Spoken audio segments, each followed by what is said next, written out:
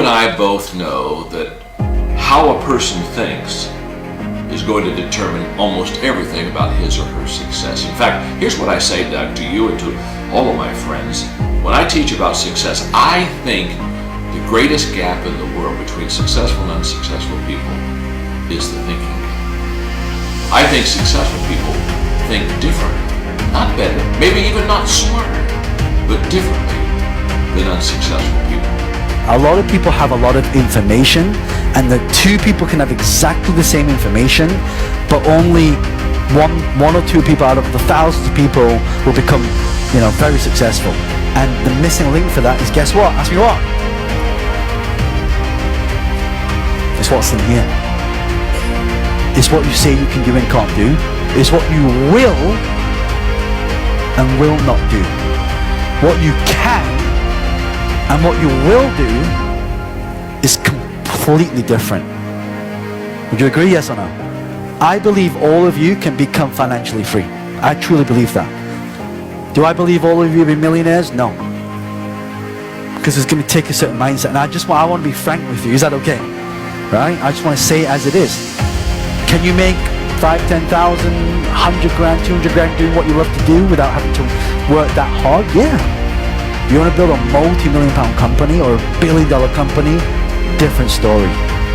When I was poor, everywhere I went, flip the price tag. What's it cost? What's it cost? What's it cost? What's it cost? I was constantly negotiating the price for everything in my life. You do that when you come to a place of scarcity, of being poor. Successful people and wealthy people have a subtle distinction. They don't look at price, they look at worth. Is this worth it? If you're constantly looking at the price tag, you'll eventually relent. You'll eventually give in. Stop negotiating the price. It's a freeing experience to totally commit. When you totally commit to a relationship, to a business, to your fitness, to your faith, it's a freeing, powerful, it's almost like removing kryptonite from your life when you totally commit. Can you do that? The people around you always say, it's costing too much. It's costing too much. And you go, maybe it's costing too much. You start going, no, it's worth it. One of the things that human beings underestimate dramatically is their capacity to get great at something if they're totally immersed in it, totally laser focused on something.